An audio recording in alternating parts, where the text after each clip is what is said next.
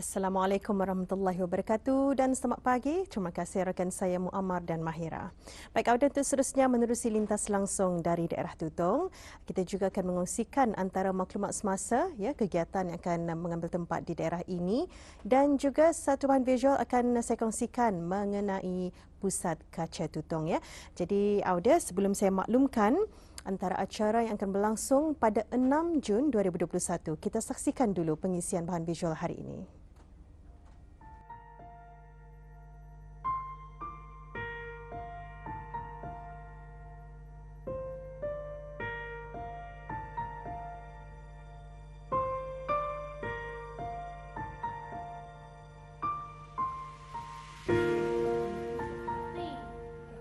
Kita hidup bersama kelemahan atau kekurangan dan kelebihan dalam dunia ini.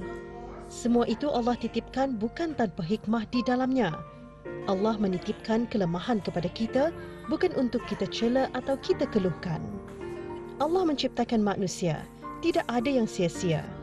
Bagaimanapun wujudnya, manusia adalah makhluk paling sempurna yang Allah ciptakan. Dari sebuah kelemahan, seseorang mampu mengubah dunianya.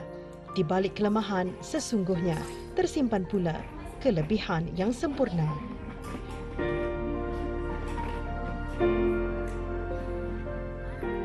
Anak-anak istimewa merupakan golongan yang tidak pernah disisihkan. Ibu bapa, guru-guru, pusat-pusat rawatan, persatuan dan mana-mana pertubuhan serta masyarakat sekeliling saling berganding bahu membantu dan memeduli kebajikan insan-insan istimewa di negara ini.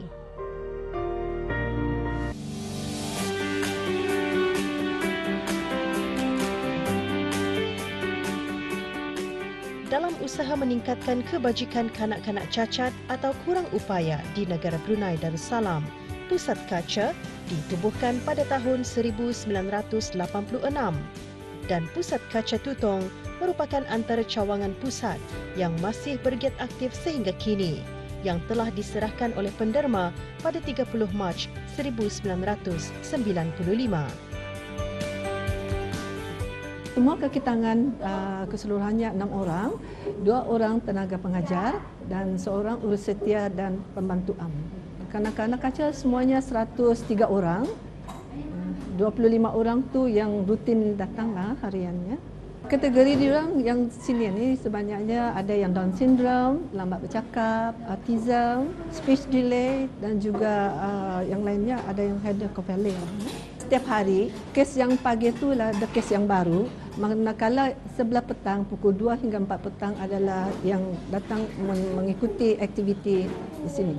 Caranya kanak-kanak yang belum bersekolah, diorang mostly persediaan untuk bersekolah tu yang 3M itu, mewarna, melukis dan mengegam. Jadi dia juga mendisiplinkan diorang untuk mengikuti kelas kerja bila bersekolah di sekolah kerjaan nantilah. Alhamdulillah selama ni yang saya nampak bekerjasamalah, terutama ibu bapa mengantar dan mengambil kanak-kanak dengan masa yang ditentukanlah.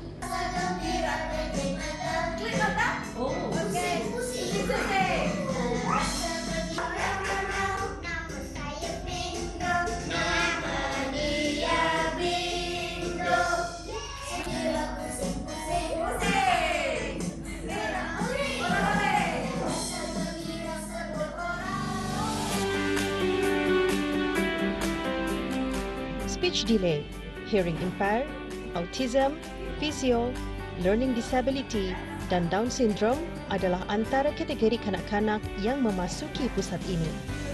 Sesi kelas mereka adalah mengikut hari yang ditetapkan. Sejak dulu lagi, Pusat Kaca telah menyediakan berbagai aktiviti dan kemudahan seperti program bantu diri untuk berdikari di peringkat awal, termasuk pendidikan awal kanak-kanak dalam pelajaran dan pembelajaran, iaitu menulis, membaca dan mengira. Guru-guru dan kaki tangan turut membantu dalam pertuturan dan bahasa serta aktiviti-aktiviti lawatan, sukan dan riadah, bengkel dan taklimat yang juga melibatkan para ibu bapa. khidmat dan kerjasama pihak lain sangat membantu Pusat Kaca Tutong yang dilakukan secara sukarela oleh pasukan-pasukan beruniform, pertubuhan-pertubuhan dan persatuan-persatuan, swasta dan orang-orang perseorangan. Matlamat utama program di Pusat Kaca di semua daerah sebagai sukat-sukat untuk menempatkan segala kemudahan dan aktiviti bagi mewujudkan sebagai institusi latihan khas yang menyediakan kemudahan pemulihan dan pendidikan yang berasaskan program pendidikan awal dan special education. Kemasukan adalah percuma, mesti mengisikan burang dan mesti dalam burang itu mesti ada laporan doktor, 2 keping gambar dan juga laporan doktor, itu penting. Selepas tu diantar balik ke Persatuan Kaca dan saya sendiri mengurus ke pengarah bandar di Kaca Bandar, dan selepas tu pengarah akan memanggil ibu bapa dan kanak-kanak untuk ditemu juga. Sebenarnya di Persatuan Kaca tidak menghadkan umur, cuma 12 tahun ke bawah memanglah anda kaca, dan seterusnya mereka ini menjadi ahli kaca sampai bila-bila, melainkan 3 kategori yang diorang boleh keluar. Satu kerana orang luar negeri, tidak lagi di sini menetap dan keluar negeri. Keduanya meninggal, dan ketiganya ibu bapa kalau sudah anak tu okey bagi diorang boleh memohon keluar daripada Persatuan Kaca. Kanak-kanak biasalah, kadang-kadang hyperaktif, kadang-kadang tantrumnya tu lari sana sini, tapi kita seharusnya sebagai tenaga pengajar harus sabar menghadapi kerenah mereka. Karena mereka ni kalau perlu perhatian sebenarnya. Seharusnya kita mestilah perhatian kepada anak-anak yang begini. Kita mesti semampu-mampunya dapat mengawal terbiak diorang, dan kita ni mesti sabar yang haruslah mesti ada pada tenaga pengajar atau siapa-siapa yang berkaitan dengan menghandling anak-anak di sinilah. Persiapan saya mestilah tahu macam mana cara mengendalikan anak-anak yang macam inilah. Jadi we have to double work. Maksud saya tu kita mestilah semampu-mampunya mengendalikan diorang seperti anak biasa.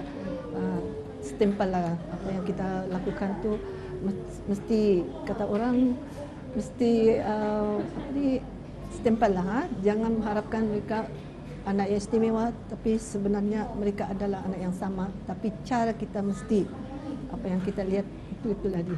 Sebenarnya saya dulu bekerja di hospital, dan di sana saya pun menghandling kanak-kanak yang mana dari doktor saya menghandlingkan anak yang hyperaktif, semua kategori lah. Jadi dari sana saya banyak pengalaman, dan dengan sendirinya saya berkhidmat di Persatuan Kaca ini meneruskanlah apa aktiviti yang baik untuk diorang yang ada adalah kemajuan. Saya berharap benar-benar sebagai seorang sukarelawan atau pengajar atau ibu bapa atau orang persorangan, kita hendaklah menolong anak-anak yang istimewa ini. Mereka juga anak yang biasa dan anak syurga. Jadi dengan keperhatian kita, makanya anak ini boleh meneruskan hidup mereka akan datang.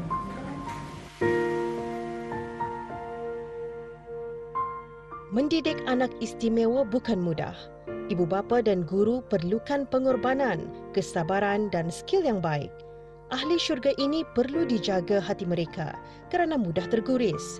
Walau apapun keadaan mereka, mereka berhak mendapat perhatian dan didikan yang sempurna seperti kanak-kanak normal. Dan masyarakat sekeliling sama-sama berperanan memberi perhatian terhadap mereka. Pada kesempurnaan seseorang, mungkin ada terselit kekurangan. Dan pada kekurangan seseorang, pasti ada kelebihannya. Anak adalah anugerah, anak adalah amanah, dan anak juga ujian dari Allah.